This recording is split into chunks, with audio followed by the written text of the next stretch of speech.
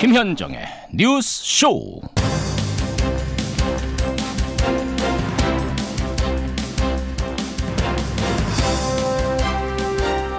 유효 슈팅수 제로. 골문을 향해서 유효한 골을 한 번도 차지 못한 답답했던 90분이었습니다. 애청자 여러분 안녕하십니까?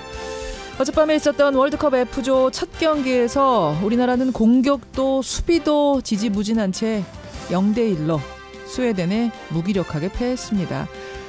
글쎄요, 경기 내용이 좋았다면 패했더라도 이렇게 아쉽지는 않았을 텐데 오늘은 좀 많이 아쉽네요.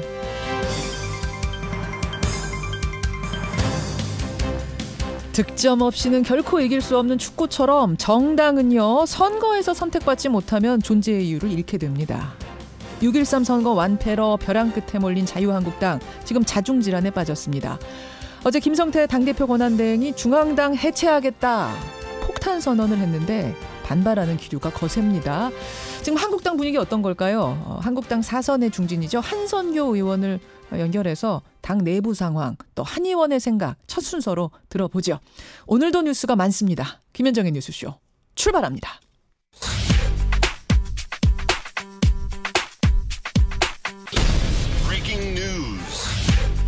김현정의 뉴스쇼가 주목한 오늘의 포인트, 김정훈 기자 나와 있습니다. 어서 오세요, 김 기자. 네. 축구 얘기 조금 이따 하고. 네네. 일단 한미연합훈련 관련된 속보가 하나 들어왔어요. 네, 그동안 중단될 가능성이 한미 양측에서 언급됐었는데 한미 군사훈련이 결국 중단됐습니다. 오늘 새벽에 들어온 소식이거든요. 한미 국방부가 올 8월 예정됐던 을지 프리덤 가디언 훈련을 중단하기로 했습니다. 예. 북미 대화의 원활한 추진을 위해서 이렇게 결정했고요. 한미는 추가 조치를 놓고는 계속 협의를 해나가기로 했습니다. 그런데 중단한다, 영문 표현으로는 서스펜드이거든요. 이게 미뤄둔다, 유예한다 이런 뜻도 담고 있죠.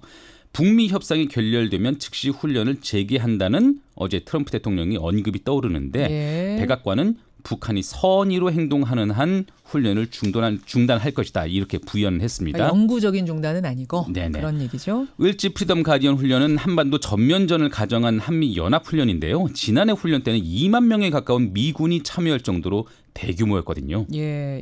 이 훈련을 당분간 협상이 진행되는 동안은 멈추겠다는 거니까 이게 북한에 상당히 긍정적인 메시지가 되겠어요. 맞습니다. 북미 정상회담 이후에 기대를 모으는 후속 논의에 탄력이 실릴 것 같은데요. 당장 마이크 폼페이오 국무장관은 세 번째 방북을 시사했습니다. 내가 또 가겠다, 북한으로. 네. 한 행사장에서 싱가포르 공동 합의를 뒷받침할 필요가 있다. 실무진들이 작업 중인데 나도 늦기 전에 북한을 가야 할 것 같다, 이렇게 말을 했습니다. 또 트럼프 대통령은 북한의 완전한 비핵화 대가로 정전협정 변경을 약속했다, 이렇게 전하기도 했네요. 북미 정상회담 후속 논의가 이렇게 이어지는 거잖아요. 네. 지켜봐야 되겠습니다. 다음 포인트 가죠. 네, 남북 농구 경기 7월 평양 개최입니다. 축구 아니고 농구입니까? 네. 그러니까 지금 이게 북미뿐 아니라 남북 간에도 뭔가 가시적인 협상 결과물들이 나오는 거예요. 네. 어제 남북 당국자 간 체육회담이 판문점에서 열렸는데요. 7월 3일에서 6일 사이에 평양에서 남북 통일 농구 경기를 개최하기로 하고 가을에는 서울에서도 경기를 열기로 했습니다. 남녀 선수단이 평양에서 만나는 건데 남북 선수 혼합 경기 또 친선 경기 형식으로 진행된다고 하네요. 남북 통일 농구 경기는 이번 네 번째고요. 15년 만에 개최입니다. 그러니까 이게 지금 축구도 아니고 탁구도 아니고 농구인 건 김정은 위원장이 굉장한 농구 팬이잖아요. 그렇죠. 지난번 남북 정상회담에서 기억나실지 모르겠는데요. 축구보다 농구부터 교류하자, 이렇게 제안한 바가 있거든요. 그 바람이 이루어진 셈입니다. 남북은 또 올 8월 자카르타 아시안게임에서는 개폐식에 공동 입장하기로 했고요. 일부 종목에서는 단일팀을 구성하기로 합의했네요. 로드먼 선수를 북한으로 초청을 했을 정도니까. 그렇죠. 네. 그래요. 이렇게 남북 간 스포츠 교류에서는 낭보가 전해졌는데 축구 얘기를 하려니까 벌써 청취자 문자가 답답했습니다, 이런 문자가 들어와요. 네. 씁쓸했죠, 결과가. 네, 속이 상하더라고요. 신태용 감독이 이끄는 월드컵 축구대표팀 어제 스웨덴과 결전을 벌였지만 0대1로 졌습니다. 초반에는 경기 분위기가 나쁘지 않았어요. 초반엔 잘했어요. 근데 늘 초반엔 잘해요. 근데 기회를 살리지 못했는데 이후 실점 위기를 가까스로 모면을 해오다가 후반 16분에는 태클을 시도하던 김민호 선수에게 반칙이 선언됐어요. 예. 결국 페널티킥 기회를 얻은 스웨덴이 한 골을 넣으면서 러시아 월드컵 1차전을 패배로 마감했습니다. 이제 우리 대표팀이요. 24일 0시에 열리는 멕시코의 2차전에 모든 것을 걸어야 하는 상황에 몰렸습니다. 그러니까 지금 1위인 피파 랭킹 1위인 독일하고 그 1위를 이긴 멕시코하고 남은 경기를 두 치러야 팀이 되는 남은 것이죠. 상황. 하지만 축구공은 둥글다. 네, 이 이야기로 희망을 가져보겠습니다. 예, 김정은 기자 수고하셨습니다. 감사합니다. 한국당 김성태 대표 권한대행은 중앙당 해체와 혁신 비상대책위원회 구성을 재건 방안으로 발표했습니다. 자유한국당은 지금 이 순간부터 곧바로 중앙당 해체 작업에 돌입할 것이라는 점을 말씀드립니다. 지방선거에 직접 책임을 진 김대행이 혁신의 전권을 줄 자격이 없다는 비판이 터져나오고 있습니다. 예, 어젯밤 치러진 축구 소식은 2부에서 러시아 현지 연결을 좀 해보도록 하고요. 여러분 뭐 의견은 그 사이에 보내주시고 일단 1부에서는 한국당 상황부터 체크를 해보겠습니다. 김성태 자유한국당 원내대표 겸 당대표 권한대행이요. 어제 중앙당 해체를 선언했습니다. 중앙당 해체라는 게 뭐 당을 해체한다, 당을 해산한다 이런 뜻은 아니고요. 전국 조직을 하나로 이끄는 당의 중앙 조직을 해체해버린다 이런 거죠. 당직자 전원을 사퇴시키고 당 명도 바꿉니다. 그리고는 외부 비대위원장을 영입해서 전권을 주고 인적 혁신을 그분에게 맡기겠다. 이렇게 얘기했습니다. 그러니까 한국당이라는 환자한테 외과적인 수술과 정신과적인 치료를 함께 해보겠다. 이런 계획이 김성태 권한대행의 계획인 건데 이 발표가 나오자마자 당이 지금 거세게 술렁이고 있네요. 이분은 어떤 생각일까요? 사선의 중진 자유한국당 한선교 의원 연결을 해보겠습니다. 한선교 의원님 안녕하세요. 네, 안녕하십니까. 일단 지금 화제인 게 지난 금요일에 저희가 잘못했습니다. 플래카드 내걸고 그 앞에서 무릎 쭉 다들 꿇으셨잖아요. 네네. 거기 계셨어요, 한 의원님도? 아주 고직적 의청까지 있었고요. 예.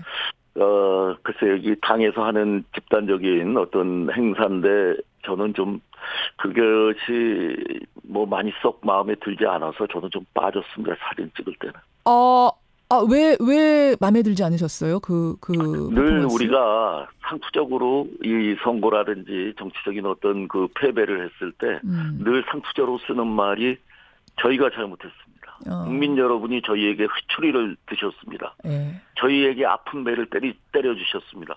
그 뒤에 변한 것은 아무것도 없거든요. 아하. 사실 지금도 우리 당 의원들, 이 프로그램에서도 아마 그 참패한 뒤에 느낌을 물으면 국민들께서 회초리를 드셨습니다. 이런 얘기를 아마 하는 분들이 계실 텐데 맞습니다. 회초리라는 것은 예. 사랑이 관심이 들어있어야지 그것이 회초리로서의 역할을 하는 것이지 이 선거라는 것은 제가 이렇게 한 10몇 년 국회의원 생활을 해보니까 예. 선거는 못한 자에게 표를 안 주는 것이 아니고 예.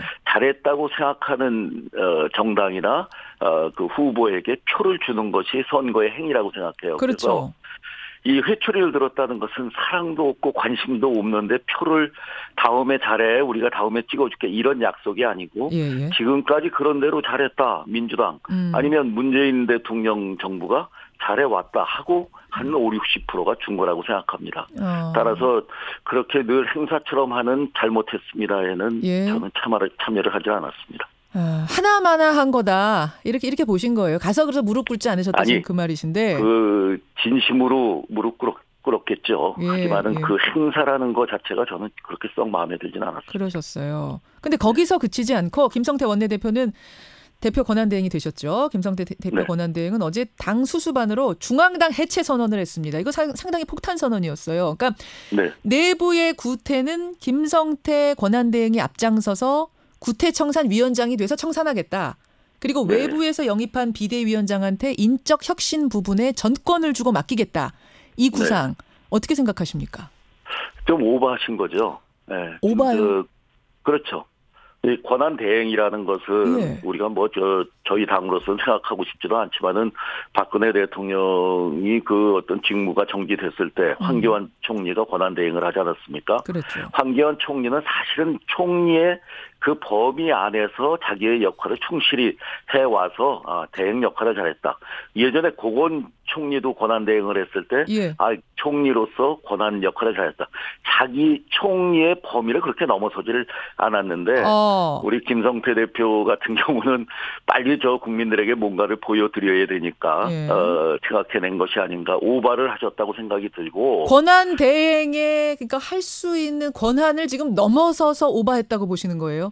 그렇죠. 대행이거든. 권한 대행. 대행할 수 없는 앞으로 거다. 정말 그분이 뒷부분에 얘기했던 비대위원장이나 누구를 영입해서 그분에게 정권을 주겠다. 예. 정권은 그분이 갖고 있는 것이고 이 대행은 그때까지 당을 그냥 순조롭게 순리대로 운영해 가는 것이고 한 가지 좀 제가 그러면서도 염려가 되는 것은 뭐 며칠 되지도 않았는데 중앙당 해체와 같은 커다란 그 플랜을 내갖고 걸고 나온 것으로 봐서는 또다시 이 한국당의 김성태를 중심으로 한 어떤 세력이 결집해 있는 것은 아닌가. 이 기회가 이 비주류에서 주류로의 전환의 계기는 아닌가. 이런 염려스러운 걱정도 합니다. 그러니까 그런 것은 아니라 믿습니다. 이 혼란을 틈타서 오히려 김성태 권한대행이 뭔가 주류로 올라서 보려고 하는, 뭔가를 잡아보려고 하는 몸부림은 아닌가라는 의심이 들어서 걱정스럽다?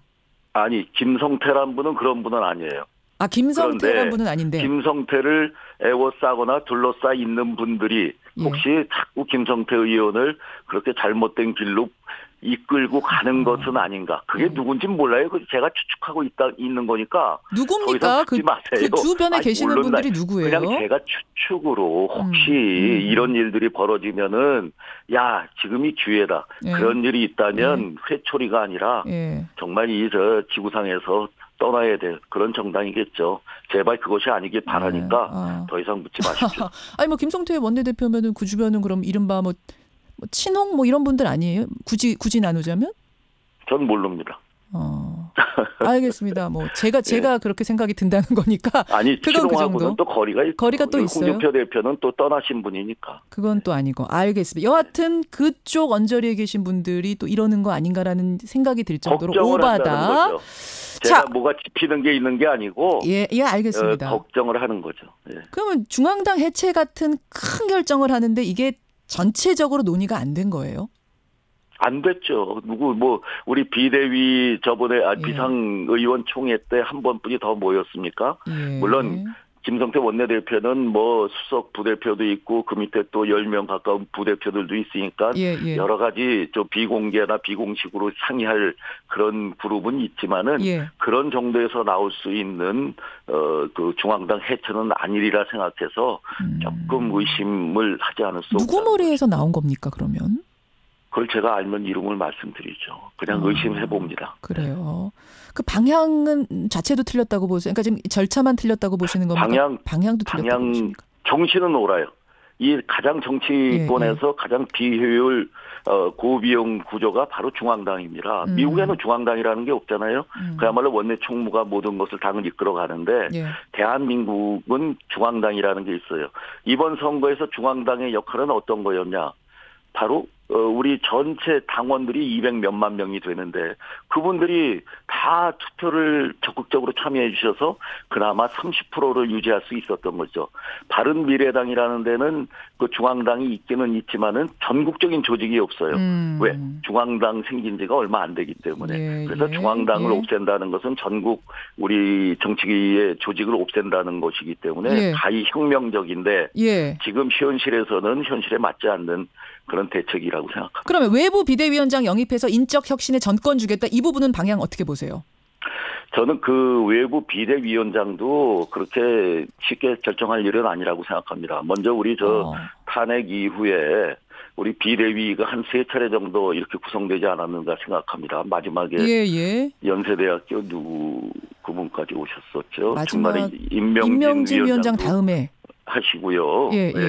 그런데 그분들 외부 분들은 결국 안에 어떤 그 중심이 되는 권력자라 할까요? 그분들과 항상 상의를 하게 돼 있고 임명진 위원장은 좀 그렇지 않았던 것 같았어요. 그때 구심점이 당내에 없었기 때문에. 예, 하지만 예. 그분의 독단으로 또 정치와는 조금 비현실적인 쪽, 이상적으로 간 부분이 없지 않아 있죠. 그래서 저는 예. 이번에 비대위원장을 한다면 예. 우리의 병폐가 무엇인지, 골마 터진 것이 무엇인지 이미 잘 알고 있고 그랬던 우리 당의 어떤 원로 중진 같은 분이 오셔서 준엄하게 우리를 꾸짖고 정말 그분이 한마디 한마디에 우리가 그 영의선은 그냥 예를 들어서 얘기를 한다면은 예. 그간에 우리 홍준표 대표 체제 때 바깥에서 참 많은 염려의 말씀을 했던 뭐 박관영 전 의장이라든지 김영호 전 의장이라든지 예. 뭐 박주태 전 의장이라든지 이 당을 아는 분들이 와서 수술을 해줘야지 전 정확히 도려낼 수 있다고 생각합니다. 그렇게 보시는군요. 원로 중진 무게감 있는 분이 와서 쓴소리 했던 그분들이 와서 뭔가 카리스마 있게 하는 것에 대해서는 우리를 동의한다. 왜 지금 한국당이 진짜 굉장히 질서 없이 무질서하게 돌아간다 하면 당에 어른이 없어요.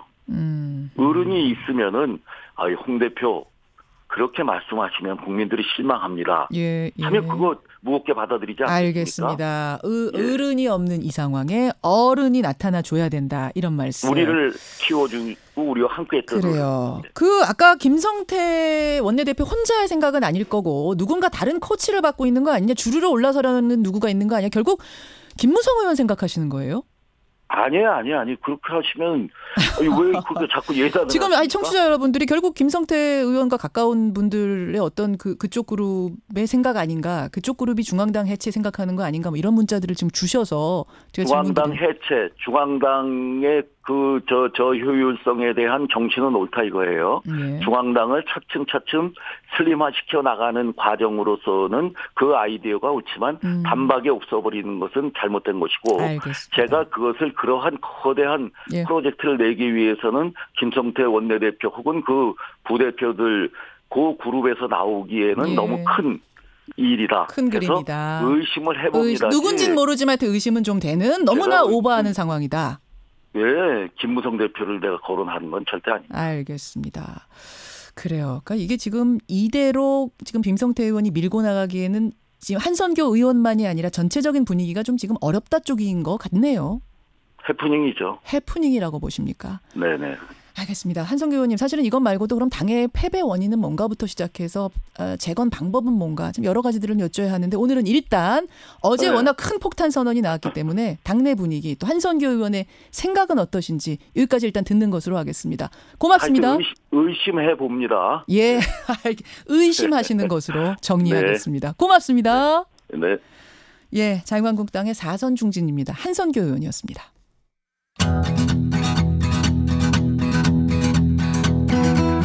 김현정의 뉴스쇼는 청취자 여러분의 참여로 이루어집니다. 트위터, 페이스북, 레인보우 게시판, 그리고 단문 50원, 장문 100원의 유료 문자 샵 1212, 우물정 1212 통해 참여하실 수 있습니다. 김현정의 뉴스쇼, 여러분과 함께 만듭니다. 김성환의 행간 시사평론가 김성완 씨 나오셨습니다. 어서 오십시오. 자꾸 완을 강조하시니까요. 자꾸 완두콩 생각나잖아요. 저도 이제 버릇이 돼가지고 완하게 되는. 고맙습니다. 축구 보셨어요? 봤습니다. 어떠셨어요? 좀 답답하기도 하고요. 아쉽기도 하고 정말 여러 가지 감정이 교차했어요. 그래도 열심히 뛰어줬습니다. 초반엔 괜찮았는데 네. 사실은 페널티킥 준 다음부터 좀 급격하게 무너진 느낌이 들어서 아쉽고. 객관적인 전력은 솔직히 말씀드리면 우리가 좀 밀렸다는 생각은 뭐 할 수밖에 네, 없는데요. 맞아요. 그래도 열심히 싸워서 무승부까지만이라도 갔으면 정말 좋았을 것 하는 아쉬움이 그러게. 많이 들었어요. 2부에서 러시아 현지 연결하겠습니다. 그 경기장에서 봤던 분의 얘기 한번 좀 들어보기로 하고 행간에선 뭐 가지고 오셨어요? 어제 2장의 사진이 큰 화제가 됐는데요. 이번 지방선거에서 낙선한 후보 2명이 내건 현수막을 찍은 사진이었습니다. 저도 봤습니다. 유권자 조롱하는 현수막 내건 낙선자들. 이 뉴스의 행간을 좀 살펴볼까 합니다. 많이들 보셨을 거예요. 어제 화제의 그 플래카드 하나는 지지해 주셔서 고맙습니다. 뭐 이런 게 아닌 정확히 내용이 뭐였죠? 하나는 이 수십 년 동안 선거를 저도 지켜봤는데 이런 낙선 인사는 처음 봤습니다. 이 자유한국당 강효식 후보 서울 구로구청장에 출마했다 낙선했거든요. 예. 이런 문구가 적힌 현수막을 내걸었습니다. 인물보다 정당을 택한 민심 반성하고 새롭게 뛰겠습니다. 28.1% 괄호 열고 58,386표 가로 닫고 고맙습니다. 자, 고맙습니다. 반성합니다. 이거는 문제가 아닌데 인물보다 정당을 택한 민심. 요 부분이 굉장히 제가 훌륭한 인물인데요. 왜 정당 보고 찍으셨어요? 뭐 이런 건데요. 뒤에 득표율을 적어가지고 이렇게 왠지 꼭꼭 눌렀던 것 같은 느낌을 받게 만들었어요. 정당 보고 택하셨죠? 그 민심 이제 요 얘기가 되는 듯한 느낌. 네. 두 번째 화제 플래카드는 경기도 의원 낙선자 자유한국당 최성권 후보가 내건 현수막인데요. 문구가 훨씬 더 노골적입니다. 이재명 같은 자를 경기도지사로 낙선시키신 여러분, 당선시키신 여러분, 낙선이 아니고요. 당선시키신 여러분. 최성권 낙선시켜줘서 정말 고맙습니다. 경기도의원 낙선자 최성권 드림. 야, 정말 이거는 정말 노골적이에요. 아니 이건 뭐가 고맙다는 얘기인지 모르겠네요. 이재명 같은 자를 경기도지사로 당선시키신 여러분, 저를 낙선시켜줘서 정말 고맙습니다. 이렇게 썼어요. 굉장히 도발적이지 않습니까? 그러니까 이분은 제가 볼 때는 다음 선거에는 나올 생각이 없으신 게 아닌가라고 생각될 정도로 유권자들을 향한 거의 뭐랄까요? 조롱에 가까운 낙선 인사 같은 느낌? 그렇게 평가하고 있어요. 어떤 행간이 있습니까? 첫 번째 행간은 정말 다행이다입니다. 무슨 말씀이세요? 아니 이런 후보가 당선됐다고 생각해 보세요. 자기가 선거하면 다 자기가 잘해서 당선됐고 자기가 선거에서 패하면 다 남 탓하고 당이 뭔가 지지율이 안 나와서 그런 거고 유권자들이 인물 보고 선택하지 않고 당 보고 선택해가지고 그런 거고 이렇게 생각하는 사람들이 만약에 당선되면 어떤 생각을 가질까요?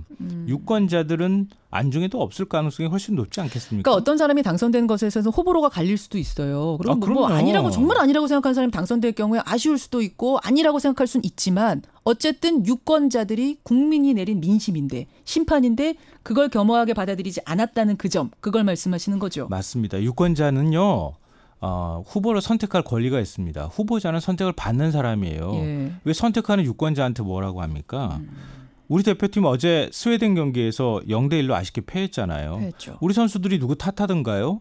그렇지 않았잖아요. 네. 오히려 탓하는 선수가 있었다면 감독이 전술을 잘못 구사해서 뭐 운동장에 기울어서 공이 한쪽으로 자꾸 굴러가더라. 나는 진짜 잘했는데 받쳐주는 사람이 없더라. 이렇게 얘기하면. 그렇게 했으면 그 선수 다음번 대표팀 뽑지 말라고 할 겁니다. 너무 많이 먹죠. 그렇죠. 스포츠나 선거나 똑같습니다. 진 사람은 말이 없다. 네. 예. 두 번째 행간.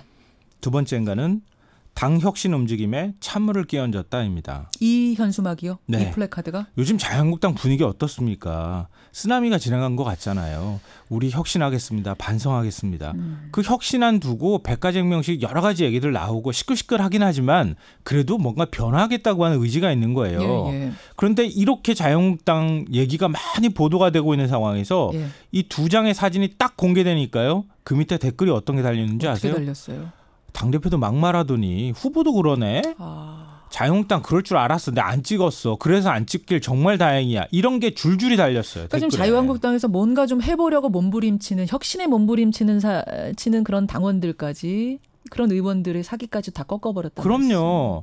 자유한국당이 왜 아래부터 위까지 싹 바꿔야 되는지 그 이유 하나를 추가해 준 거나 다름이 없다는 얘기입니다. 그렇게까지 보시는군요. 마지막 행간은 그럼 뭡니까? 마지막 세 번째 행간은 지고도 이기는 승부도 있다입니다. 지고도 이기는 승부. 스포츠에는 정말 그런 거 있어요. 많잖아요. 졌지만 정말 경기 내용 좋으면 우리가 뜨거운 박수 보내거든요. 그렇죠. 선수들이 객관적인 전력에서는 밀려서 졌어요. 예.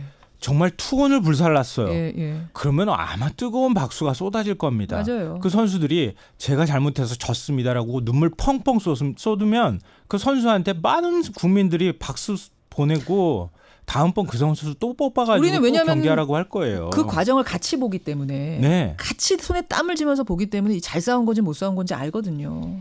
선거도 마찬가지입니다.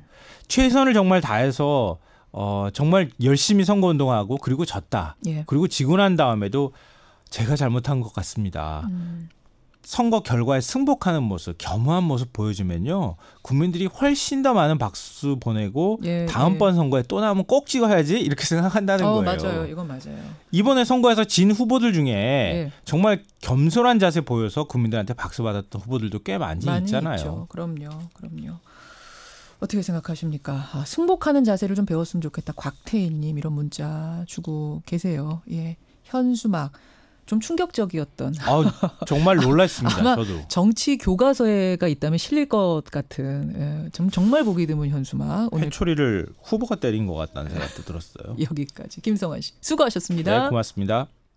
이민정님 혹시 자유한국당 이름 또 바꾸는 겁니까? 예, 바꾼다는 계획이고요. 5089님 중앙당 해체한다고 근본 문제 해결이 되나요? 여러 가지 얘기들 주시는데 오늘 2부에서 굉장히 반가운 인물이 지금 밖에 나와 계세요. 잠시 후에 함께 오겠습니다.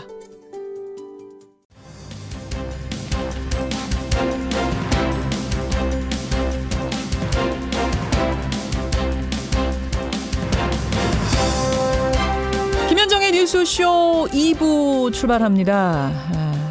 축구 과연 실력의 문제였을까요? 전략의 문제였을까요? 2751님 둘 다였을까요? 라고 하나 더 질문을 덧붙이고 싶은데요. 5704님 최선을 다했음에도 진 경기 이제는 장기적인 비전, 그러니까 우리 축구가 발전할 수 있는 장기적인 비전을 제시하고 토론해야 될 시점 아니냐, 이런 좋은 의견도 주셨고요. 남은 경기 기죽지 말고 최선 다하길 바라야지요. 이순애 님도 문자 주셨는데 어제 경기를 본 여러분들의 평가 받아보겠습니다. 첫 순서로 러시아 월드컵 현지에서 이 경기를 봐온 전문가 연결해서요. 이제 2경기 남았잖아요. 하나는 피파 랭킹 1위 팀이고 다른 하나는 그 1위를 이긴 팀. 독일하고 멕시코전입니다. 우리가 왜 졌는가? 우리가 살 길은 뭔가 분석을 해보겠습니다. 그리고 화요일의 코너 뉴스닥 준비가 되어 있는데 오늘 정말 반가운 얼굴 두 분을 모시고 스페셜 뉴스닥 준비를 했습니다. 실은 애청자들의 열화와 같은 요청으로 저희가 고민 끝에 정말 어렵게 모셨어요. 허성무, 이준석. 예. 허성무 이제는 당선자. 이준석 이제는 낙선자. 예. 이 두 분이 기꺼이 뉴스쇼에 다시 나와주셨습니다. 이 두 분과 함께 선거를 직접 치른 분들이잖아요. 선거 총평. 두 분이 생각한 이번 선거 이야기 뉴스닥에서 허심탄회하게 나눠보겠습니다. 그리고 어제 서지현 검사의 인터뷰가 나간 후에 큰 반향이 있었는데요. 오늘 두 번째 편 미투 그 후 시리즈 2편을 준비했습니다.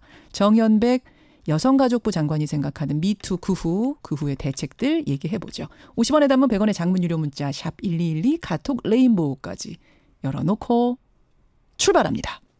예, 어젯밤 치러진 우리 축구 국가대표팀의 스웨덴전 월드컵 첫 경기 아쉽게도 1-0으로 패했습니다. 우리 대표팀 모든 걸 걸고 싸우겠다, 해볼만하다 이런 포부를 밝혔습니다마는 사실상 어제의 패배로 16강 진출에는 빨간불이 켜졌죠. 어떻게 보셨어요, 여러분? 예, 어제 경기 좀 다시 짚어봐야겠습니다. 러시아 현지 연결하죠. 러시아 현지에서 뜨겁게 응원하면서 이 경기를 지켜본 분 김환 축구 해설위원 연결이 돼 있습니다. 김환 위원님 안녕하세요. 네, 안녕하세요. 어제 경기 어떻게 보셨어요? 뭐 솔직히 말씀드려도 되나요? 솔직하게 말씀하셔야죠, 당연히. 네. 스웨덴도 못했는데 네. 한국은 더 못했다라고 제가 한 줄로 좀 요약하겠습니다. 스웨덴도 못했는데 그 못한 스웨덴보다 우리는 더 못했다. 그래서 아마 팬들이 더 아쉬워하지 않을까 생각이 돼요. 만약 스웨덴이 엄청나게 강하거나 생각보다 너무 잘하면 뭐 딱히 이제 할 말이 없었을 텐데 그러니까요. 저희도 이게 해볼만 한데 경기장에서 느껴보면 이게 그 미세한 차이 때문에 그 벽을 못 넘고 무너지다가 결국 페널티킥으로 실점을 하니까 당연히 국내에 계신 분들이나 현장에서 보신 분들이 답답해할 수밖에 없는 경기가 되지 않았나 싶습니다. 결정적인 패인은 뭐라고 보세요? 더 못한 이유, 패인. 일단 전술적인 선택의 실패라는 생각이 저는 들어요. 전술부터 틀렸다? 선수들의 격차가, 스웨덴 선수들과 한국 선수들의 격차가 크지 않은 상황에서 결국 그 미세한 차이를 만들어낼 수 있는 건 벤치의 술싸움이라고 저는 생각을 하거든요. 아니, 신태용 감독이 전에 말한 그 트릭, 이 평가전에서 진 거 우리 다 트릭이다. 뭐 어제 경기 보면서 트릭이 뭐였나? 그 김신욱 선수 기용이 트릭이었나? 뭐 이렇게 좀 의문이 들더라고요. 네, 뭐 트릭이 사실 별게 아닌 게 됐죠. 트릭은 통해야지 이게 트릭이라는 말이 완성이 되는데. 그러니까요. 김신욱 선수를 안 쓸 것처럼 이제 해놓고 썼잖아요. 근데 그 부분은 사실 스웨덴 감독이 이미 어느 정도 예측을 하고 있었던 상황이라 이게 좀 민망한 상황이죠. 트릭이 아닌 게 돼가지고. 전술부터 일단 실패한 것. 이 부분 지금 지적을 해주셨는데 제일 아쉬운 장면, 뭐 일반인인 제가 보기에 제일 아쉬웠던 부분은 역시 페널티킥 내준 부분. 페널티킥을 허용하면서 1점 먹은 그 부분이 제일 아쉽더라고요. 여기 VAR이라는 게 처음 등장했어요. 이거 뭡니까? 네, 비디오 판독 시스템인데요.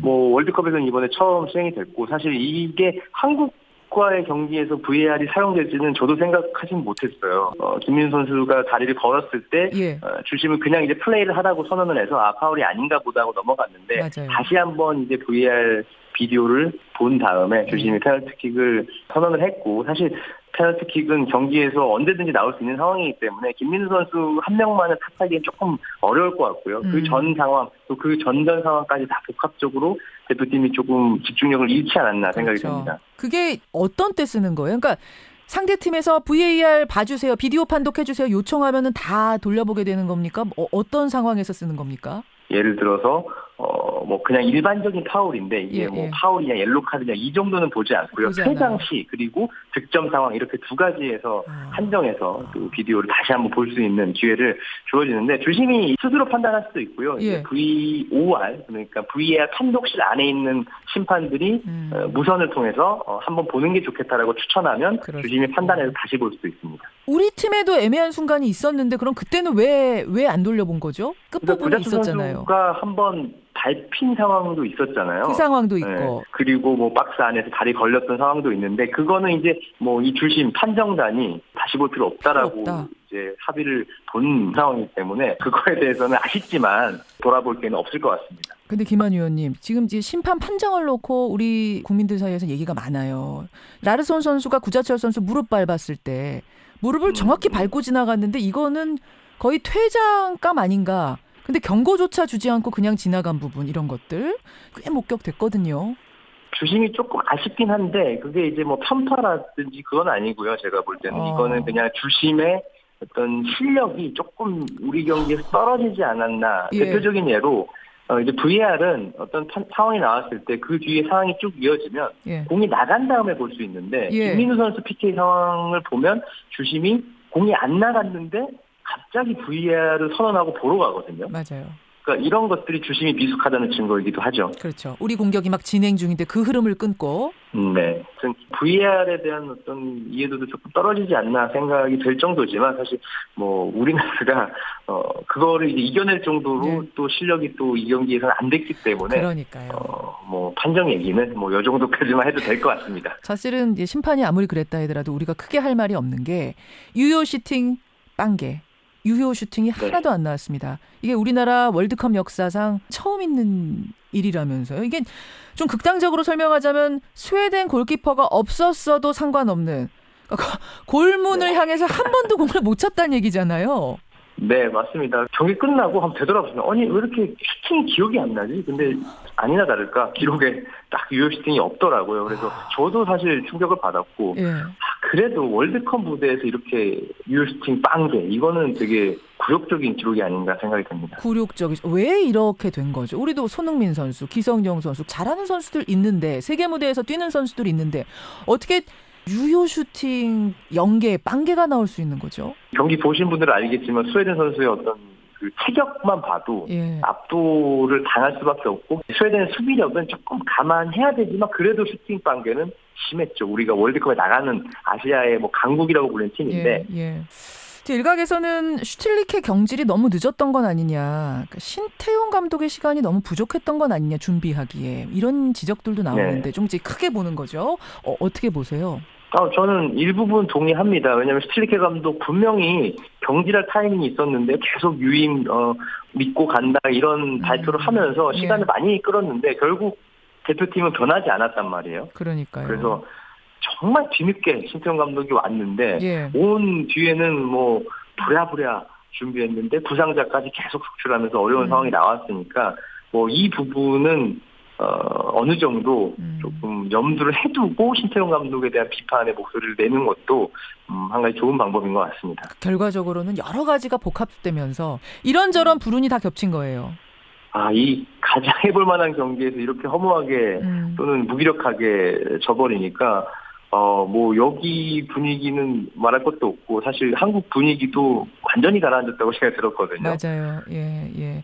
그 와중에 눈에 띄는 선수, 잘한 선수 꼽자면은 역시 골키퍼입니까? 조현우 선수? 조현우 선수가 원래는 주전이 아니었어요. 김승규 선수가 주전이었고 저 역시도 김승규 선수가 나올 거라고 거의 이제 99% 이상 확신을 했는데 선발 명단 보고 유일하게 놀랐던 선수가 바로 조현우 선수였고 실제로 이제 취재 결과 조현우 선수가 스웨덴전에서 나온 이유는 점프 이후에 공을 걷어내거나 잡는 동작에서 김승규 선수보다 우위에 있다라는 평가를 받았고 그 이유는 스웨덴 선수들이 다 188 이상, 190에 육박하는 장신 선수들이기 때문에 그 부분에서 조금 높은 점수를 받아서 조현우 선수가 깜짝 선발 나왔고 활약도 했던 것 같습니다. 어제 그래도 대량 실점을 막아준 BBC가 뽑은 어제 평점 1위?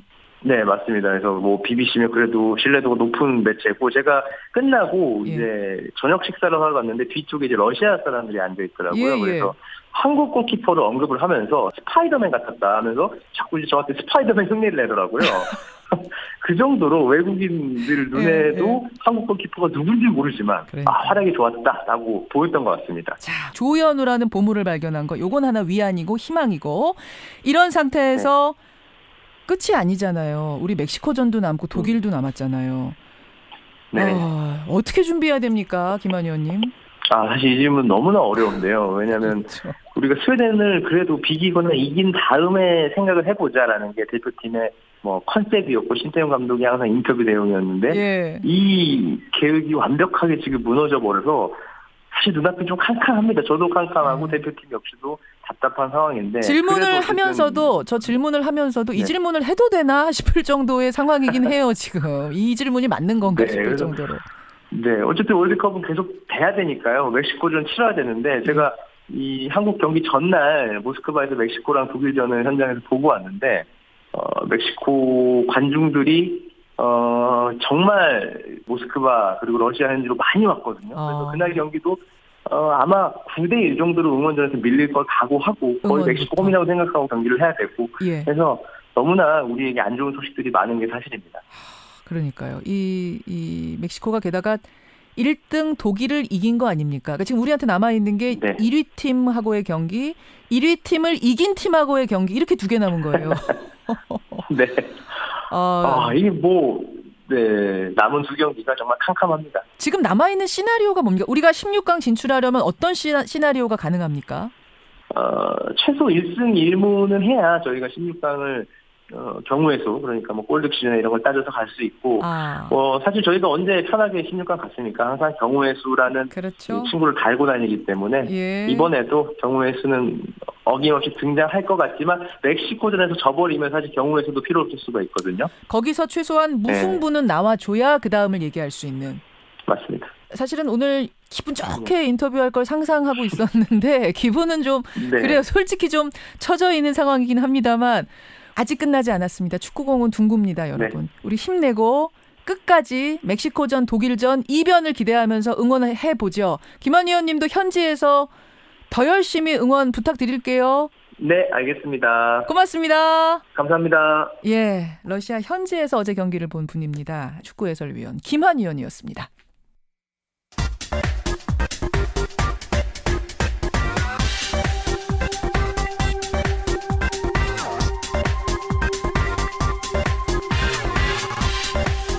미국엔 나스닥, 우리나라엔 코스닥이 있다면 뉴스쇼에는 뉴스닥이 있습니다. 뉴스쇼 증권시장 뉴스닥. 오늘은요 정말 스페셜 중에 스페셜 뉴스닥으로 준비를 했습니다. 이번 선거에 당선자 한 분하고 낙선자 한 분을 모시고 잠깐 나오지 마세요. 지방선거 총평을 해보려고 하는데 공교롭게도 두 분 다 뉴스닥 출신이세요. 자, 이제 나오시면 됩니다. 인사부터 하겠습니다. 전 뉴스닥 패널이자 창원시장 당선자 허성무 당선자님 어서 오십시오. 예, 안녕하세요. 허성무입니다. 야, 아직 취임 안 하신 거죠? 예, 7월 1일 취임입니다. 당선자라고 불러야 되는 거죠, 오늘은. 그렇습니다. 그러니까 축하드립니다. 감사합니다. 당선 인사를 일단 짧게. 예, 뉴스닥을 통해서 사랑해 주신 청취자 여러분 정말 고맙습니다. 뉴스에 다녀보니까요. 그 애청자였다는 분들이 많더라고요. 뉴스닥 들었습니다. 이렇게. 그것 때문에 굉장히 반갑고 편했습니다. 야, 아니 우리 허성무 이제 소장님이 아니라 시장님은 이제 얼굴에서 광이 나. 당선되면 이렇게 되는 겁니까? 부었습니다. 광이 나는. 이어서 광은 좀 안 나지만 젊으니까 그래도 여전히 패기가 느껴지는 전 뉴스닥 패널이자 노원구 재보궐선거에 아쉽게 낙방한 이준석 위원장 어서 오세요. 네, 안녕하세요. 고생 많으셨어요. 그런데 저도 두 번째 선거다 보니까 예. 첫 번째 선거만큼 쓸데없는 고생은 안 한 것 같아요. 오, 쓸데없는 고생 안 했다는 게 무슨 말씀이세요? 그러니까 선거도 치르면 치를수록 이제 예. 경험이 쌓인다고. 예. 그 전까지는 이제 선거 치를 때 전략이 있어가지고 뭐 유지들 찾아다니고 이런 과정에 시간을 많이 썼다면은 이번 선거에서는 진짜 우리 뉴스닥 애청자를 포함한 예. 일반 대중과 소통하며 선거를 치렀기 때문에 그나마 저는 우리 당에서 조금 나은 성적이 나오지 않았나 생각합니다. 27.2%. 예. 사실은 당 전체 득표율이 11? 7? 거의 그 정도. 그 정도 나왔죠. 예. 그거에 비하면 지금 월등히 높은 선전하신 거예요. 근데 이제 그게 생각이 들더라고요. 저도 기호 3번으로 제가 선거를 치를 거라는 생각은 지난 1년 빼고는 해본 적이 없거든요, 보면은. 그런데 확실히 그 경험이 중요하다라는 생각하는 게 예전에 제가 처음 선거 나왔을 때는 31%, 2% 이 정도 받았거든요. 그런데 그때는 새누리당의 당 지지율과 거의 일치했어요. 그런데 이번에는 당 지지율보다 더 받았다는 게 어쨌든 노력을 했던 거냐 선거가 있구나라는 생각이 들어가지고 지역구 선거를 준비한 데 있어가지고 많은 이제 잔 근육이 생겼죠. 이제 잔 근육이. 그러니까 바른미래당의 정당 득표율이 이번에 총 정당 득표율이 8.7 나왔거든요. 이준석 위원장이 27.2니까 이거는 떨어졌지만 떨어지지 않은 말 됩니까? 그러니까 이렇게 위로하면서 국회의원 선거만 놓고 보면요, 아니 국회의원과 도지사 선거만 놓고 보면은 그 아까 말한 8.7이라는 수치보다 더 낮아요. 그 말은 뭐냐면 결국에는 보수는 그래도 이제 세는 줄었지만은 자유한국당으로 결집하는 세가 있었고 당연히 이제 진보 쪽에 민주당으로 집결하는 세가 있었고 한데. 그 과정에 바른미래당이 어떻게 할 수 있을까 앞으로 고민이 많아지지만은 또 그거의 해법을 조금은 찾은 것 같아가지고 생각이 듭니다. 낙선하셨지만 굉장히 하실 말씀은 많아요. 이준석 바른미래당 위원장. 지금 청취자 강효수님. 이준석 위원님 수고하셨습니다. 위원장님 수고하셨습니다. 안명호님, 허성무 당선장님, 창원시장 기대합니다. 진심으로 축하합니다. 문자들이 정말 쏟아지는데 사실 이 두 분을 모신 배경을 제가 잠깐은 설명을 해야 될 것 같아요. 사실은 이제 뉴스쇼 출신이라는 이유로 오히려 제가 선거 기간 내내 역차별을 했어요. 인터뷰 요청 많았지만 안 했고 언급도 안 하고 오히려 더 좀 객관성 유지하려고 멀리 했는데 두 가지 이유에서 다시 모셨습니다. 하나는 청취자들의 열화와 같은 요청. 정말 두 분의 선거 치른 얘기를 좀 생생하게 듣고 싶다. 이런 요청이 쏟아졌고 또 하나는 어차피 뉴스닥에서 선거를 좀 총정리해야 되거든요. 6.13 선거를. 현장에서 겪은 분들보다 더 나은 분이 어디 있겠는가. 결정은 했는데 과연 두 분이 나와주실까. 한 분은 시장 이제 되셨잖아요. 창원에서. 아직 취임은 안 했기 때문에 당선인 신분입니다. 서울 집 정리하셨잖아요. 예, 서울에는 조그마한 숙소 원룸이 있었는데요. 그때 이제 마지막 방송하는 날 정리했습니다. 정이사쯤 싸서 가셨잖아요. 그때 가고 오늘 처음 왔습니다. 서울을 몇 달 만에. 근데 이분이 시장이 되셨는데 와주실까? 요거 하나 걱정이었고 하나는 떨어지셨잖아요. 떨어진 사람한테 일주일 만에 나와라. 이거를 할 수 있을까? 두 분 다 전화하니까 바로 콜. 야, 저는 이번 선거하면서 진짜 뉴스닥에 얘기를 하는 사람들이 많았던 게 저희 노원구 상계동이 특히 택시기사 하시는 분이 진짜 많으세요. 근데 그분들이 이구동성으로 얘기하셨던 게 뭐냐면은 야, 뉴스닥에서 하던 걸 생각해 보니까 너를 안 뽑을 수 없다라는 얘기를 하신 분들이 있어요. 진짜로. 그래서 특히 법인 택시 하시는 분들이 굉장히 저한테 지지를 많이 보내주셔가지고 저는 응원 문자도 굉장히 많이 받고요. 제가 명함 한 분 한 분이 드리면은 택시기사분들은 진짜 다 문자를 저한테 보내주시는데 내용이 전부 다 뉴스닥 하던 것처럼만 해라부터 시작해서 뉴스닥 하던 것처럼만 해라. 준서가. 그러니까 고정 팬층이 확실히 있더라고요. 보니까 우리 있죠. 뉴스닥이. 그럼요. 그래서 바로 달려 한 걸음 달려 주신 이준석 낙선자님. 원래 팬이 많은 곳으로 가야지 힘이 납니다. 정치인은. 그리고 허성무 창원시장 당선자님. 이 두 분과 함께 우선 선거 어떻게 치르셨어요? 자, 허성무 이 붙은 분부터. 어떠셨어요? 선거는 역시 이제 대중 속으로 깊게 들어가는 게 최고입니다. 그래서 정말 한 분 한 분을 찾아가서 뵙는 거죠. 다녀보면은 이번에 내가 되겠구나 이런 느낌이 옵니까? 그렇죠. 떨어지겠구나 느낌이 옵니까? 느낌이 오죠. 이번엔 느낌이 악수를 해보면 압니다. 어떤 식으로 달라요? 악수를 해보면은 지지자들이 대하는 악수, 지지하지 않지만 마지못해서 해주는 악수, 명함을 드려도 다 표가 납니다. 받는 분, 받지 않는 분, 받아도 지지해서 받는 분, 예. 지지하지 않고 받는 분. 가다가 금방 버릴 분. 예, 이게 표가 납니다. 표가 나요. 이번에는 확실히 힘이 들어가는, 악수의 힘이 그렇죠. 들어가는. 갈수록 점점 선거가 다가갈수록 이렇게 확신이 오는 분들이 너무 많아지니까. 근데 이제 제가 대부분 지는 선거만 했고 이기는 선거는 처음 해보셨죠? 예, 제 자신의 선거는 처음 해봤고 그다음에 큰 선거는 이제 1988년에 노무현 대통령이 처음 부산 동구에서 국회의원을 나올 때 그때 이기는 선거를 제가 해봤고 그다음에 김두관 지사가 2010년 그 경상남도지사 무소속으로 나왔을 때 그때 이기는 선거를 해봤어요. 그러니까 저는 거의 지는 선거만 해봤기 때문에 이기는 선거의 분위기의 경험이 적지만 그 느낌을 잘 알고 있습니다. 근데 이제 이번엔 다녀보니까 그런 느낌이 왔죠. 되겠구나. 되겠구나. 이런 반면에 떨어지겠구나라는 느낌도 옵니까? 저는 이번 선거에서 사실 저희가 3자 구도로서 저희가 노원병은 선거를 치렀기 때문에 결국에 저한테는 자유한국당 표를 얼마나 묶어놓을 수 있느냐가 이제 관건이었고 그래서 제 나름대로 머리를 쓰긴 썼죠. 보면은 고민을 많이 하면서 왜냐하면 선거라는 게 아까 허 선생님이 말씀하신 것처럼 악수해보면 분위기가 나오거든요. 보면은. 그렇죠. 그럼 내 핵심 지지층이 어디고 어디를 더 땡겨야겠다라는 걸 알기 때문에 고민 많이 했는데 이번에 그래서 저희는 선거 캠프에서 완전히 전략 자체가 나중에 제 SNS 가보시면 나오겠지만 거의 독특했어요. 그러니까 예를 들어 이런 거 있잖아요. 아침에 가면 아침 인사 이렇게 운동원 세워놓고 하잖아요. 지하철역에서 막 하고. 저는 이번에 그거 하루도 안 했어요. 왜요? 왜냐면 보니까 그게 저 개인이 그동안 동네에서 돌아다니면서 했던 것이 있기 때문에 우선 저를 아는 분들은 많을 것이다가 첫 번째 전제였고 두 번째는 그게 있더라고요. 보니까 이 선거 운동원들을 제가 지난번에도 제가 한 20분 정도 모셔서 했고 이번에도 그렇게 됐는데 이분들이 아침에 밝은 표정으로 인사하지 못하는 이유가 있더라고요. 왜요? 왜냐하면은 다 이제 그 여성분들 같은 경우에는 남편이나 아이들 이제 집에 챙겨주고 나와야 되는데 선거 운동하는데 그 일당 뭐 한 6, 7만 원 받는다고 해가지고 아침에 해야 될 걸 못 하고 왔다라는 생각 때문에 굉장히 불안한 표정이 보여가지고 저는 이제 그거를 안 하고 제가 차라리 가가지고 지하철에서 조금 더 인사하지 그거를 어떻게 하나 했더니만은 그런 거 하나하나가 반응이 좋더라고요 보니까. 저는 그래서 선거하면서 우리가 딱 후보들은 항상 사로잡혀가지고 이건 꼭 해야 된다라고 하는 걸 계속 다 하려고 하거든요. 관성에 의해가지고 남들 하는데 안 하기 부담스러워 이런 것들이 있는데 약간 발상을 전환하니까 그래서 선거라는 게 바뀔 수 있구나 생각하게 되더라고요. 제일 어려웠던 점은 뭔가 이제 이걸 여쭈려고 하는데 청취자 이준호님이 허성무 시장 당선자님 마산 야구장 건립 연설에 있었던 해프닝 설명 좀 부탁드려요. 벌써 웃으시는 거 저도 알거든요. 이거 뭐지? 이게 굉장히 화제의 동영상이었는데 처음에는 별로 화제가 아니었는데 시간이 갈수록 수십만 뷰, 동영상 수십만 뷰 플레이가 되는 뭐냐면은 그러니까 허성무 당선자가 후보가 거리 유세 중에 벌어진 일이에요. 여러분 마산 야구장 건립이 영 안 되고 있습니다. 그 잘못이 누구에게 있습니까? 이러면 이제 누구를 얘기해야 되잖아요. 전임자. 근데 대뜸 옆에 선거운동하는 분이 엉뚱한 이름을 대는 요거 혹시 준비가 됐습니까? 밖에? 됐어요? 잠깐 들어볼까요? 들어보시죠. 마산이 잘 되고 창원이 잘 되려면 곳곳에 맹물들이 있어야 합니다.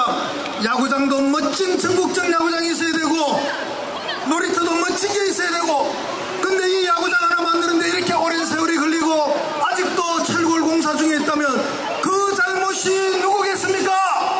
허성무! 허수 아니지 이 사람아! 자유한국당 대표 홍준표! 아니 이게 누구에게 있겠습니까 잘못이 이러면 이제 누구 이름이 나와야 되는데 전임자 이름이 나와야 되는데 허성무 누구예요 이 사람? 이제 이렇게 좀 분위기를 북돋아주는 사회자죠. 굉장히 이제 이런 일을 잘하는 친구인데 이제 뭐 계속 연설 중에 이렇게 추임새를 해준다가 당연히 이제 그 친구는 반복적으로 하게 되는 거죠. 이게 그래. 유세할 때 되게 조심해야 되는 게 무슨 말을 하면은 보통 이런 이름 연호하는 거 말고는 지지자들이 맞습니다 하고 할 때도 있고 아니면 아닙니다 이럴 때가 있거든요. 그런데 가끔 말을 꼬우면은 말을 좀 길게 하면은 지지자들이 듣고 있다가 이 핀트를 놓치면은 거꾸로 얘기합니다. 그래가지고 이제 이게 약간 배경이 있어요. 원래 이제 김두관 지사 때 마산에 야구장을 새로 지으면 도에서 200억을 지원하기로 했어요.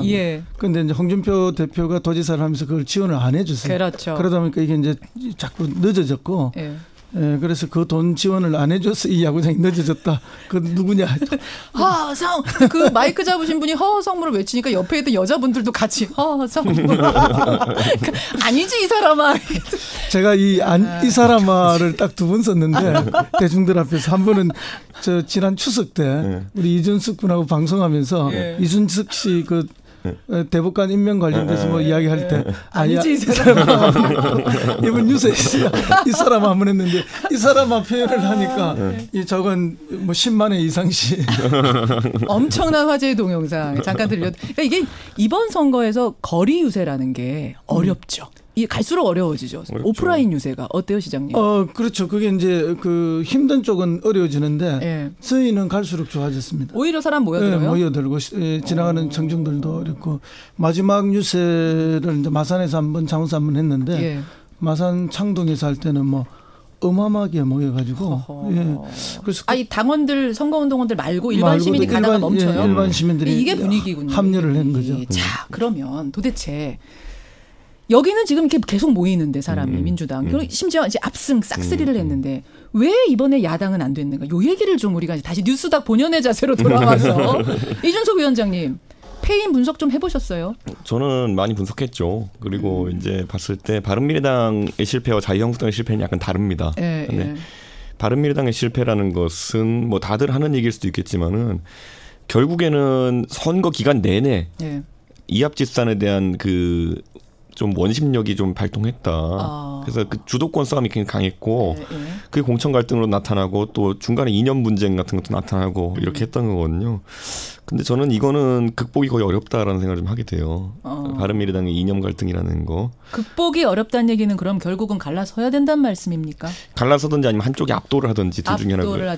그래서 이번에 이제 다가오는 전당대회에서 아마 그걸 갖고 이제 싸우게 될 텐데 저는 왜냐하면은 지금 이 보수냐 진보냐 논쟁으로 이게 흘러가기 시작하면은 바른미래당은 존재 자체가 불투명한 정당이 되거든요. 이제 정치 개혁의 그런 어떤 이슈거나 아니면 세대 교체 이슈를 잡았을 때는 생존이 가능하지만은 계속 바른미래당에게 대중은 물어봅니다. 당신은 보수냐 진보냐 이렇게 물어보는데 그렇죠. 이게 전형적으로 이럴 땐 이렇고 저럴 땐 저렇다 그러면은 헷갈리거든요. 보면은 아까 말했듯이 유권자들은 아주 면밀히 살펴보면서도 어쩔 때는 답을 요구하거든요. 그런데 그 답을 하지 않았기 때문에 이번 선거에서 좀 명확한 답을 주지 않았다. 이 당이 무슨 색깔인지. 그러니까요. 그런 생각이 좀 들고요. 자유한국당 같은 경우에는 지금 뭐 김성태 원내대표가 뭐 당 해체하겠다 이런 얘기도 했는데 그거 2012년에 보면은 원내 정당하고 정체 정착하겠다는 거는 이준석도 했던 말입니다. 그러니까 그렇기 때문에 그게 안 되는 걸 알면서 이번에 던진 말이기 때문에 김성태 원내대표가 왜냐하면 당의 해산이라는 거는 당 해체라는 건 전당대회 의결을 통해 가지고 할 수 있는 겁니다. 그런데 당을 해체하자는 전당대회를 해가지고 성공한 사례가 없습니다. 보면은. 그리고 아무리 전당대회를 해서 해체를 해도 그게 해체가 아닙니다. 그냥 포장지만 해체일 뿐이지 사람이 내용은 그대로 남아있기 때문에 그리고 그걸 그대로 또 개성해서 갈 수밖에 없고 그건 당의 재산을 보면 제일 잘 알거든요. 그럼 지금 자유한국당의 재산이라는 것은 민정당 때부터 내려오는 뭐 당사라든지 이런 게 그대로 다 있습니다. 그게 지금까지 계속 수없이 해체하고 수없이 세당 했지만 그 재산이 그대로 생계돼 내려오는 이번에 재산 처분하겠다 말은 했는데. 처분이 됩니까? 지난번에도 이야기했지만 안 됐고 그리고 이제 근본적으로 저는 그렇게 봐요. 이게 선거에 지면 모든 것이 진 원인이 되고 이기면 똑같은 일로 다 이긴 원인이 되는데 이번에 큰 틀은 그겁니다. 이제 평화를 원하느냐 아니면 대결과 갈등 전쟁의 분위기 속에 있느냐 이 차이에서 우리 국민들은 지난 박근혜 이명박 정부 9년의 그런 대결과 전쟁의 불안에서 평화를 원한 거죠. 그러니까 큰 틀에서 이렇게 바람이 부는 거예요. 선거 바람. 바람이 불면은 어떤 조직도 이 바람을 이기기가 어렵습니다. 마치 예전에 북풍이 거대하게 몰려오면 그 앞에서 다 쓰러졌듯이 이번에는 평화의 바람이 부는 거예요. 평화의 원하는 북풍이 불어왔다. 그렇습니다. 말하자면. 평화를 바라는 국민들의 거대한 바람이 있었기 때문에 이게 누구도 극복하기 어려운 거죠. 제가 새누리당 선거를 예전에 보면서 주변을 많이 보면서 새누리당이 이렇게 무기력한 적은 없었다. 무슨 말이냐면 새누리당 시절에는 자유한국당이 선거의 이슈를 굉장히 뭐라고 해야 될까?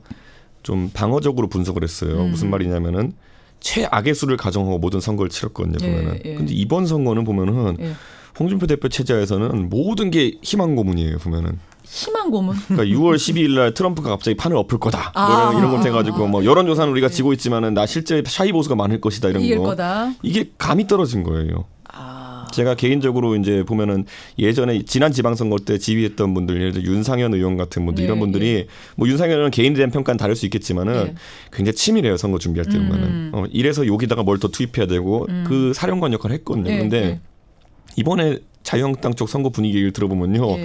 워낙 분위기 안 좋아서 그런지 모르겠지만은 뭔가 주술적인 약간 그 주술적인 기대감이 있는 거예요. 그러니까 뭐냐면 최선의 시나리오를 자꾸 떠올리면서 그렇게 안 하면 어떻게 하겠어요? 자기 위로를 하는 그런 상황이었는데 그게 왠가 그거밖에 필요 할 수 있는 게 없기 때문에 그렇죠. 자꾸 그렇게 가는 거예요. 그러니까 지난 선거 때도 보면 지난 선거 때도 보면 그때 6.3 지방선거였나 그때 보면은 그때는 마지막에 읍소 전략도 나오겠지만 그게 다 계산하에서 나온 거였어요. 근데 이번엔 보면은 읍소가 중간에 나오긴 했는데 산발적이고 그리고 또 읍소하는 대상도 명확치 않고 그때는 대통령을 지키자라는 그런 읍소 멘트라도 있었지만은 이번에는 할 얘기도 없어. 뭐 잘못했습니다. 그런데 어쩌자고 뭐 이런 식으로 사람들이 반응할 수밖에 없는 그런 있어 선거 기획 자체가 완전히 무너졌다. 그런 생각이 들더라고요. 허성모 당선자님, 홍준표 대표가 마지막으로 떠나면서 내가 마지막 막말 한마디 하고 가겠습니다. 이렇게 얘기하면서 9가지 분류.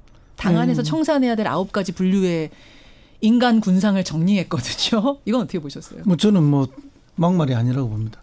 정말 정확한 분석을 하셨다. 왜냐하면 이제 흔히 우리가 자유한국당을 웰빙 정당이라 하잖아요. 그러니까 이렇게 절실함이나 간절함이 없는 거죠. 그러니까 이제 선거에 이기기 위해서 국민을 선동하기 위해서 안보를 내세우고 뭐 보수적인 이야기들을 하지만 그것 또한 절실하거나 절박하지 않는 거죠. 자기 개인의 삶은 그냥 무한한 누림만 하려고 하는 거죠. 그게 이제 홍준표 대표의 눈에 자당 의원들의 모습이 다 보이는 거죠. 그런데 정작 본인도 홍준표 대표 본인도 그럼 그들을 쳐내기 위한 끝없는 당내 투쟁을 통해서 국민적 지지를 받아야 되는데 그렇게 하지 않고 그들과 타협을 했잖아요. 그러니까요. 자기 당권을 잡기 위해서. 그 얘기를 왜 이제 와서 하는가. 이 얘기를 국민들은 하는 거죠. 같이 망하는 거죠. 그렇죠. 하려면 그때 했었어야지. 바로 잡았어야지라는 얘기가 나오는 이제 국회라는 게 뭐 정당이라는 게 현역 중심으로 돌아가다 보니까 그걸 쳐낼 수 있는 자기 세가 부족해서 그렇게 못한 거죠. 자기도. 못하고 끌려온 거다. 끌려온 거니까 결국은 이제 막판에 같이 망하는 거죠. 바른미래당. 바른미래당은 지금 어떻게 되는 겁니까? 이제 안철수 일단 아직 위원장이시죠. 인재영입 위원장. 인재영입 위원장은 딸 졸업식 학위 수여식 때문에 미국을 일단 간 상태. 근데 장진영 후보가 전 후보가 강하게 비판을 했어요. 아니 지금 뭐라고 했어? 패장? 패장이 이 당을 이렇게 두고 미국을 가도 되는가 뭐 이런 비판 나오고 술렁술렁 하던데요. 선거를 하면서 선거를 이기는 선거를 하게 되면은 세력이 붙고요. 지는 선거를 하면 세력이 떨어져 나갑니다. 그거는 어떤 단위에서도 마찬가지인데 이번에 안철수 대표는 본인이 조직을 구축하게 된 욕구가 굉장히 강했어요. 그랬으면은 우선 끌어당겼으면 그 다음에 애프터 서비스까지 완벽해야지 이게 조직이 되는 거거든요. 그런데 이번에 사실 안철수 대표가 한 25% 이상의 지지율을 득했으면은 그 지지율을 받아가지고 보통 한 20% 정도 되면은 구의원, 시의원 당선이 되거든요. 동의해서 그렇기 때문에 그 3인 선거구의 구의원들은 다 당선될 수 있었는데 안철수 대표가 이번에 보면 공천 갈등부터 시작해서 논란의 중심 항상 있었기 때문에 그렇게 하지를 못했어요. 그렇기 때문에 결과로 이제 평가를 받는 시점인데. 그 부분에 대해서 이제 계속 공격을 받는 겁니다. 왜냐하면 선거 끝난 다음에 이제 후보들은 자기가 기대한 것보다 성적이 안 나왔을 땐 굉장히 화가 많이 나 있거든요. 그러면 그 화를 달래는 것도 조직의 리더의 하나의 관점인데 장진영 후보 같은 경우는 그래도 잘 나온 편이에요. 10%대 후반이 나왔으니까 16%가 나왔으니까. 그런데 그럼 장진영 후보와 같이 정치를 했던 구의원, 시의원 이런 분들은 다 낙선이에요. 저희 동네도 마찬가지지만은. 그 분노의 표출이군요. 그 분노에 대해 가지고 적절하게 안철수 대표가 처리를 좀 했어야 되는데 그렇지 않고 지금 보면은 뭐 이번에 당장 안철수 후보의 낙선 현수막을 본다 하더라도 서울에 사시는 분들은 많이 보셨을 거예요. 그런데 흰 바탕에 그냥 검은 글씨든가 파란 글씨든가로 뭐 안철수 이렇게 써놓고 당명도 넣지 않고 그러니까 그렇게 된 상황 속에서 과연 이 사람이 당을 생각하고 있었는 거냐에 대해 가지고 지적이 들어오는 거예요. 지금 시간이 별로 없는데 한 가지 여쭐게요. 바른미래당의 6명 국민의당 출신 의원분들 민주평화당에서 오라고 아주 노골적인 러브콜 보내고 있습니다. 갈 가능성 있습니까 없습니까? 그 정도로 바보들은 아닐 겁니다. 가면 바보입니까? 왜냐하면 이제만 민주평화당이라는 게 결국에는 호남 지역에서 어느 정도 기초단체장을 만들었다고 하는데 원래 호남 지역은 무소속도 꽤 당선되는 지역입니다. 그에 상응하는 성과지. 가면 그게 지금 뭐 민평당이 뭐 국민들 마음속에 살아있어가지고 당선했다 이런 건 아니거든요. 지금 당장은 그렇겠지만 장기적으로 국회의원 선거를 앞두면 양극으로 수렴될 가능성이 많아요. 그렇죠. 각자 자기 친정으로 돌아갈 가능성들이 있다고 저는 봅니다. 친정 가시는 거예요. 그런데 그 친정으로 가지 않고 구심을 만들려면은 우리 이준석 의원 같은 젊은 사람들이 단단해져야죠. 당의 중심으로 이제 새로 정풍 운동을 해서 올라와야죠. 정풍 운동 준비되셨습니까? 한 열흘만 고민해볼게요. 이거 시간 어떡하죠? 시간이 이거 한 주 더 나오시라고 할 수도 없고 참 여기서 정말 이렇게 아쉽게 헤어질 때가 또 애틋함이 남아요. 제가 스페셜한 날 콜하면 와주셔야 돼요. 시장님. 저는 몇 달 만에 서울 처음 왔습니다. 마지막 방송하고 내려가서 처음으로 오늘 올라왔습니다. 뉴스쇼 때문에 오셨어요. 다음에도 한번 뉴스쇼 보고 서울 구경도 하고 또 한번 와주실 걸 부탁드리면서 짧게 30초씩 청취자들께 인사말. 허성무 시장님. 우리 청취자님들 너무 이번에 다녀보니까 팬들이 많아가지고 정말 감사하다는 말씀드리고요. 방송 다시 불러주셔서 고맙습니다. 인사할 기회를 주셔서 정말 고맙습니다. 잘하셔야 됩니다. 잘하셔야 돼요. 이준석 위원장님. 저도 이제 정치를 경험하면서 제가 2년 전까지만 내가 이런 경험들을 해볼까라는 경험들 많이 하는데요. 그 경험하는 과정 자체를 응원해 주시는 분 많아가지고 행복하게 경험하고 있고 무엇보다도 계속 고민할 겁니다. 대한민국 정치가 어떻게 바뀌어야 되는지에 대해 가지고는 분명히 젊은 사람의 역할이 있을 거라 생각하고 청취자분들이 항상 조언해 주시는 거 잘 새겨 듣고 있습니다. 그래요. 힘내시고 잘하시고 따가운 쓴소리도 잘 새겨 들으시고 당연하죠. 그런 젊은이 그런 정치인 되시기를. 시대 정신을 놓치면 안 돼요. 그게 제일 중요합니다. 또 마지막으로 좋은 말씀. 시대 정신을 놓치지 않는 정치인이 되라. 시장님 잘하세요. 여기서 인사 나누겠습니다. 두 분 고맙습니다. 감사합니다. 감사합니다. 허성무 창원시장 당선자, 이준석 바른미래당 노원병 당협위원장이었습니다.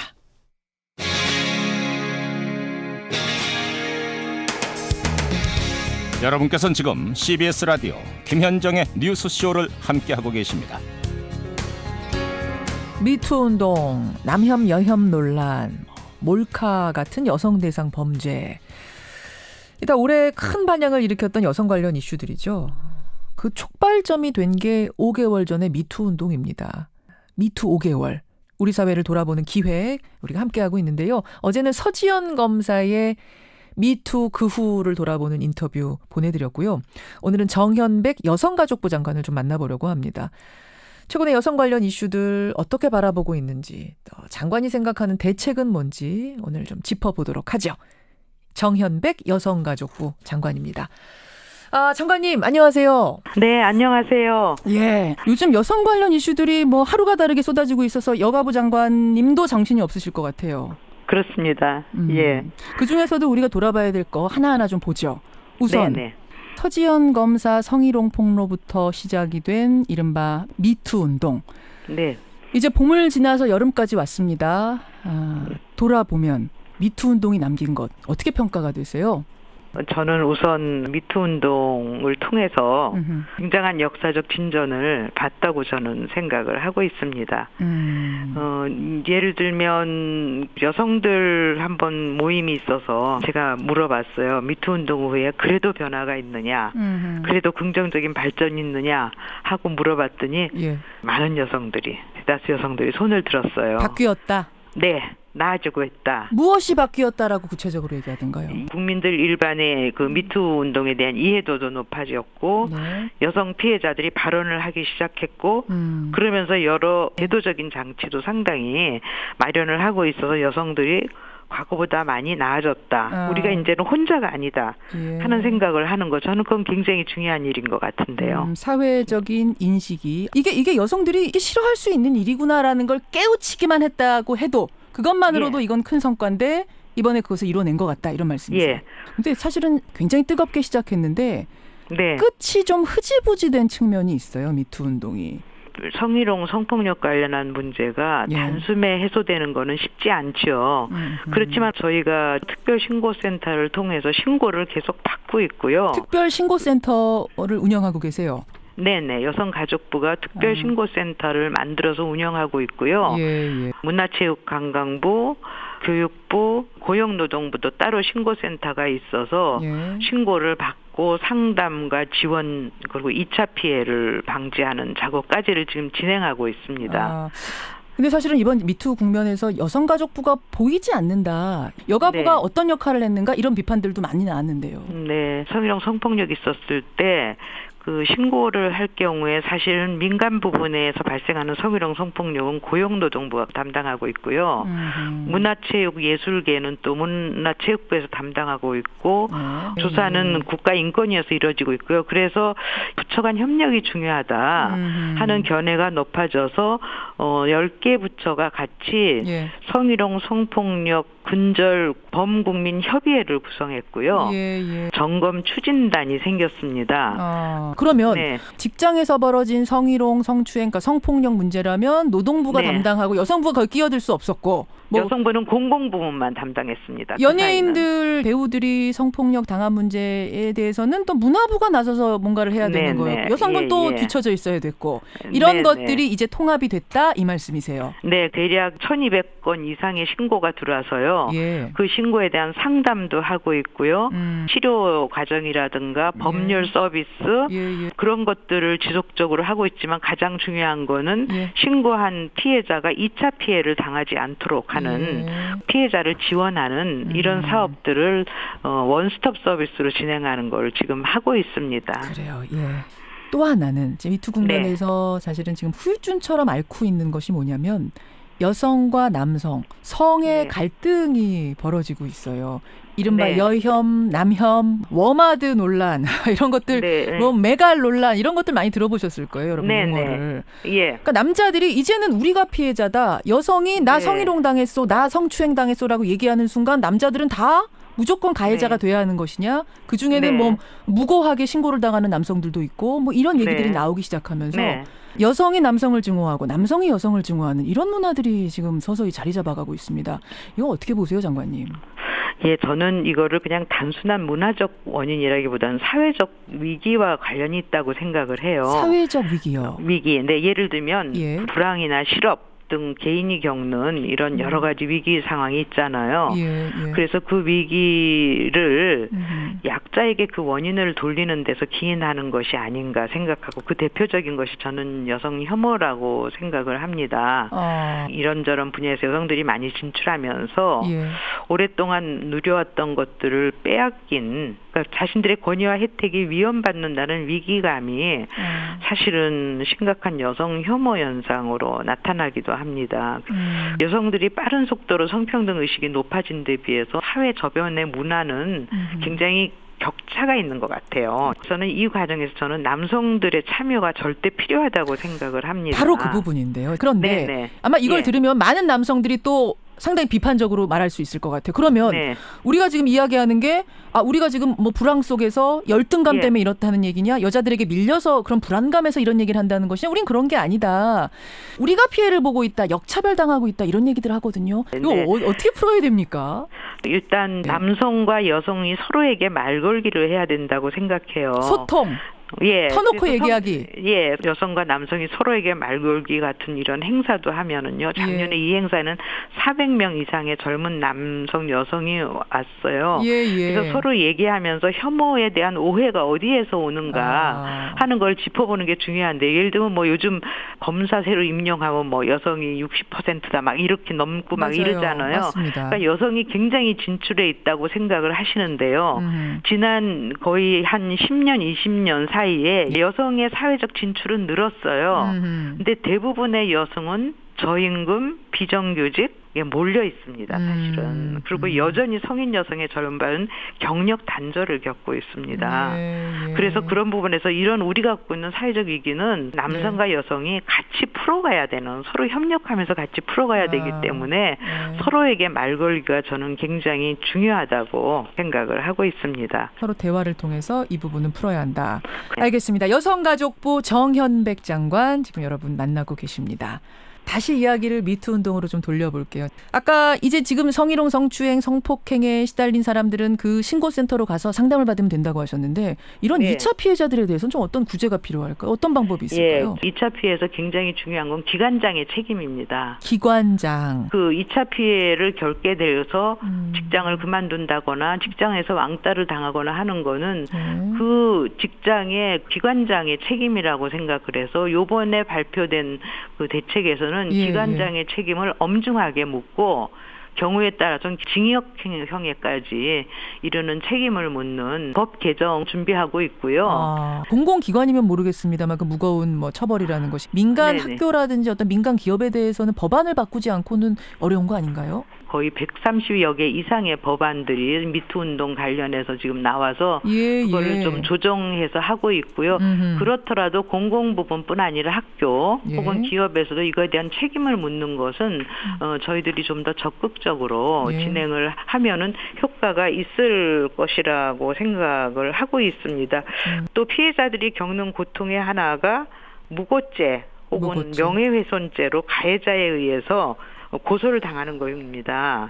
저희들이 법무부나 검찰과 여러 형태로 논의를 했고요. 예를 들면 성희롱 성폭력 피해자가 가해자로부터 다시 무고죄로 고소를 당할 경우에는 성희롱 성폭력 관련 수사가 끝날 때까지는 그것에 대한 수사는 중지하도록 하는 그런 방식의 수사 지침을 이미 검찰이 내보냈습니다. 물론 정말로 무고죄에 해당하는 여성이 있을 수도 있겠지만 일단은 피해자 중심으로 수사를 다 마치고 나서 무고에 대한 수사를 들어가는 것이지 동시에 압박수단으로 무고죄를 휘두르는 경우는 없게끔 하겠다 이 말씀이시군요. 알겠습니다. 아주 중요한 것은 미투 운동 한번 떠들썩하게 하고 일회성으로 끝나는 것이 아니라 잊혀지는 것이 아니라 제도적으로 여성들을 보호할 방안을 마련하고 실행해가는 것. 이제 장관님 어깨가 무거우시네요. 네. 지금 한 번에 들끓고 끝나는 것이 아니라 이런 피해자에 대한 보호가 하나의 상시체계로 계속 존속하면서 그들을 지원하는 이런 방향으로 저희가 노력하고 있고 그렇게 될 것이라고 생각하고 있습니다. 그리고 여혐, 남혐 이런 문화 이거 특히 젊은이들 사이에서 자리 잡을까 봐 저는 걱정이 커요. 아까 소통이 굉장히 중요하다고 하셨는데 그 장치를 좀 여성부가 나서서 단단하게 마련해 주시길 부탁드리겠습니다. 그렇게 하겠습니다. 대단히 고맙습니다. 고맙습니다. 정현백 여성가족부 장관이었습니다. 끝날 때까진 끝난 게 아니다. 이거 야구에서 많이 쓰는 말인데요. 오늘은 우리 축구 대표팀에게 꼭 전하고 싶습니다. 남은 2경기 후회 없이 최선을 다해주기를 기대하면서 김현정의 뉴스쇼가 선정한 오늘의 노래 레니 크라비츠 It Ain't Over Till It's Over. 축구 때문에 밤잠 설쳐가면서 응원했는데 속상하다는 분들도 많이 계십니다만 청취자 임수정님은 제일 속상한 사람들은 선수들이겠죠. 남은 경기도 열심히 뛰어주길 바랍니다. 심장 터지는 심정으로 응원할게요. 김현정의 뉴스쇼 오늘은 여기까지입니다. 내일 다시 뵙죠. 고맙습니다.